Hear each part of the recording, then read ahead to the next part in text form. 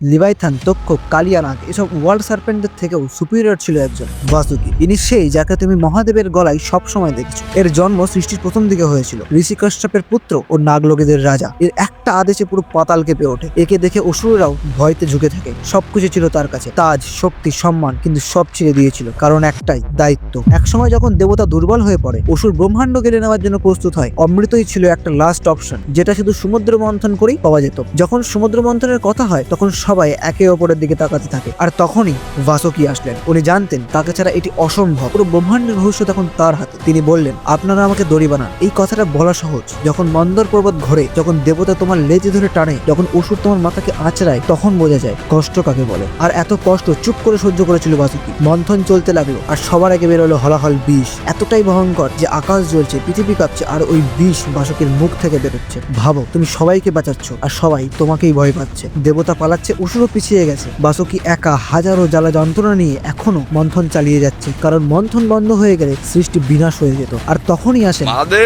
মহাদেব। এই বিষাক্ত বিষ পান করলেন তিনি এবং হয়ে উঠলেন নীলকণ্ঠ। মন্থনের পরে বাসুকি পুরো ভেঙে পড়েছিল। তখনই মহাদেব আসেন এবং তাকে নিজের গলায় স্থান দেন। বিষ মহাদেব পান করেছিল, কিন্তু সহ্য একা বাসুকি করেছিল। তাকে ছাড়া না কোনোদিন অমৃত বের হতো, না দেবতারা জিততে পারত। এমনকি তাকেও অমৃত থেকে বঞ্চিত করা হয়েছিল, কিন্তু তার বলিদানের জন্য অমৃত ছাড়াও সে আজ অমর। কিন্তু যদি বলা হয় সবচেয়ে শক্তিশালী নাগ কে ছিল, তাহলে সেটা হবে কাশ্যপ দেবের বড় ছেলে, বাসুকির দাদা শেষ নাগ।